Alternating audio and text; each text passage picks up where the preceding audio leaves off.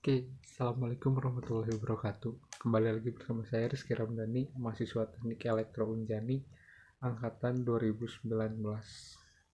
Di sini saya akan menjelaskan tentang bab 6 hukum ampere. Hukum filsafat merupakan hukum yang umum yang digunakan untuk menghitung kuat magnet, medan magnet yang dihasilkan oleh arus listrik. Apapun bentuk konduktor yang dialiri arus dan berapapun arus yang mengalir, maka kuat medan magnet di sekitar arus tersebut selalu memenuhi hukum Biot-Savart. Namun, kita tidak selalu mudah menentukan kuat medan magnet di sekitar arus dengan menggunakan hukum Biot-Savart. Untuk bentuk kawat yang rumit, maka integral pada hukum Biot-Savart tidak selalu dapat diselesaikan. Oleh karena itu, perlu dikaji metode alternatif untuk menentukan kuat medan magnet di sekitar arus listrik. Salah satu metode yang cukup sederhana yang akan dibahas di sini adalah hukum ampere. Misalkan, di suatu ruangan terdapat medan magnet B vektor. Di dalam ruangan tersebut kita buat sebuah lintasan tertutup S yang sembarang. Kita perhatikan elemen lintasan dl vektor. Anggap kuat medan magnet pada elemen tersebut adalah B vektor. Integral perkalian titik B vektor dan dl vektor adalah lintasan tertutup S memenuhi.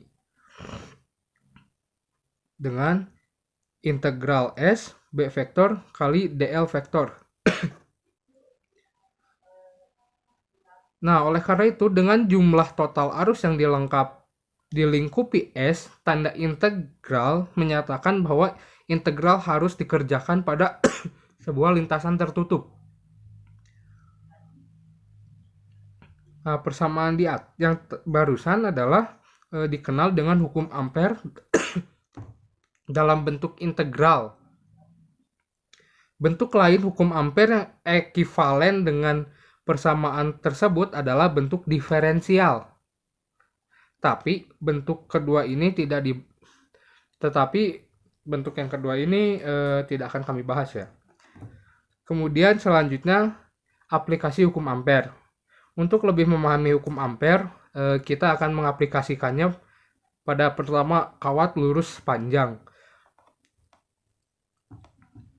Pada bab sebelumnya kita sudah menghitung kuat medan magnet yang dialiri arus listrik pada kawat lurus panjang dengan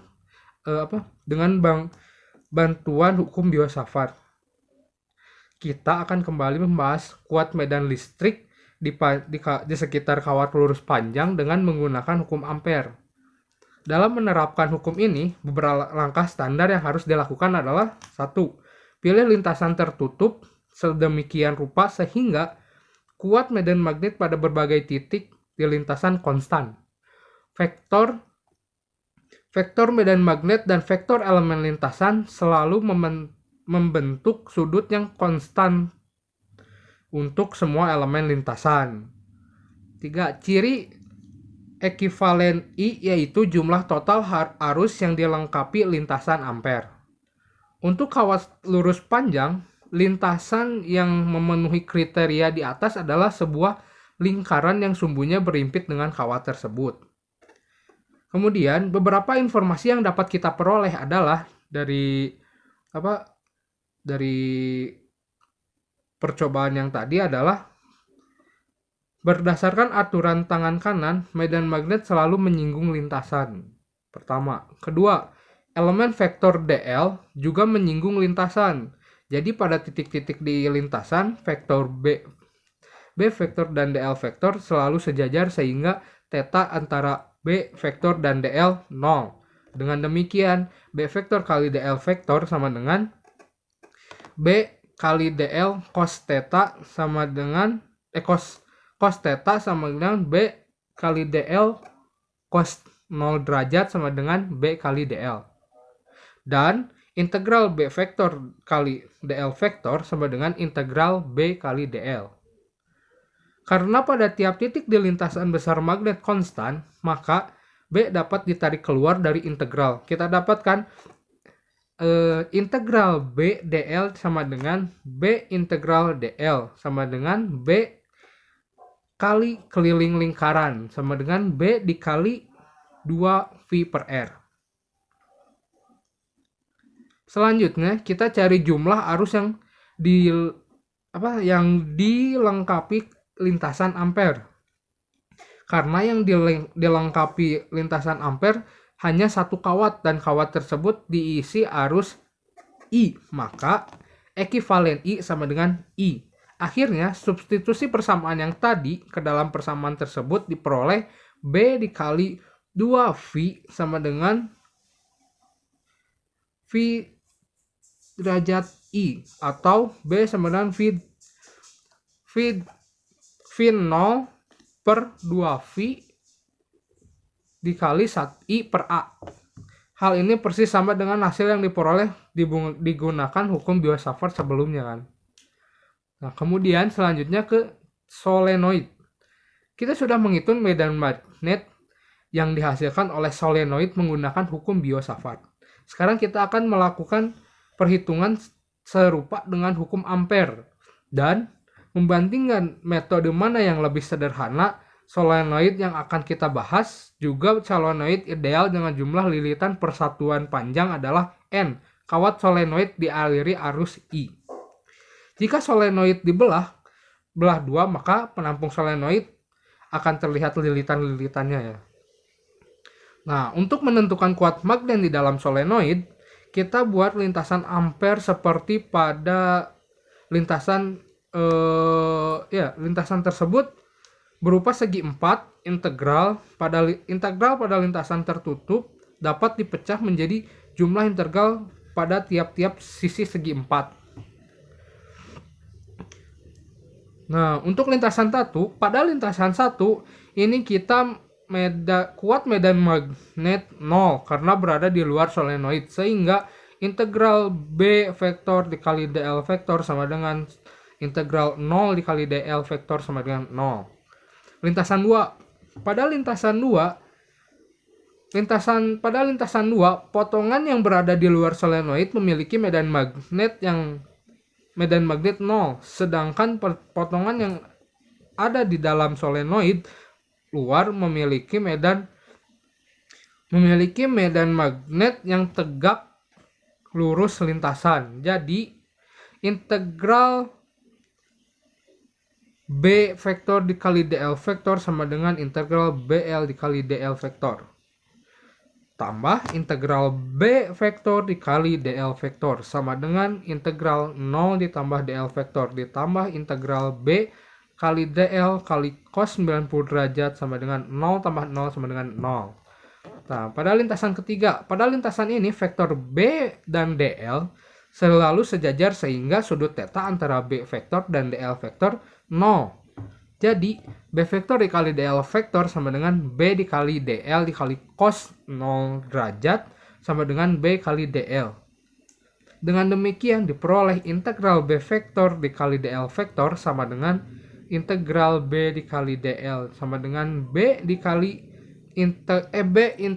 integral dl dan B dikali panjang lintasan ketiga sama dengan BL. Nah, kemudian selanjutnya pada toroid. Misalkan jumlah lilitan satuan panjang pada toroid yang dimiliki toroid adalah N. Arus yang mengalir pada toroid adalah I. Untuk menentukan kuat medan magnet di dalam rongga toroid, kita butuh lintasan ampere berbentuk lingkaran yang melalui rongga toroid. Misalkan jari-jari toroid adalah R. Keliling toroid adalah K sama dengan 2 VR. Jumlah lilitan toroid N sama dengan 2 VRN. Sepanjang lintasan ampere, vektor B vektor dan DL selalu sejajar sehingga sudut theta antara B vektor dan DL 0. Jadi B vektor dikali DL sama dengan B kali DL kali cos theta sama dengan B dikali DL cos 0 derajat sama dengan B kali DL. Jadi Integral B vektor dikali DL vektor sama dengan integral B kali DL sama dengan B integral DL sama dengan B dikali keliling lingkaran sama dengan B kali 2 VR. Karena jumlah lilitan yang dilengkapi lintasan ampere adalah N, maka jumlah arus yang dilingkupi lintasan ini adalah ekivalen I sama dengan NI sama dengan 2 VRNI. Akhirnya dengan mensubstitusi persamaan tersebut diperolehlah B sekali 2 VR sama dengan V0 2 VRNL atau B sama dengan VRNL. Nah, kemudian plat dapat terhingga. Selanjutnya kita hitung medan magnet di sekitaran lebar plat yang dialiri arus listrik. Misalkan kerapatan arus persatuan plat adalah J atau ampere per meter. Kita akan menentukan kuat medan magnet pada jarak A tegak lurus plat. Kita buat lintasan ampere tanpa berupa persegi panjang. Kita dapat menentukan arah medan magnet yang dihasilkan arus dengan menggunakan aturan tangan kanan.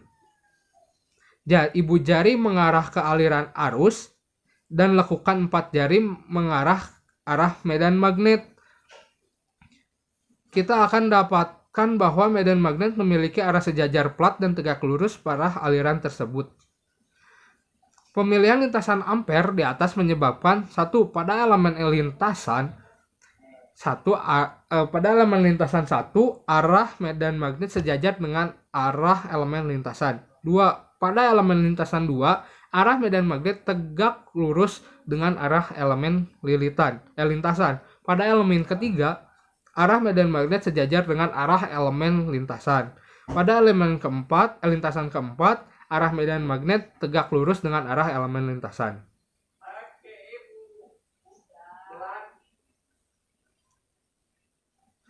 Oke, mungkin cukup sekian penjelasan tentang hukum ampere pada bab 6 ini. Terima kasih. Wassalamualaikum warahmatullahi wabarakatuh.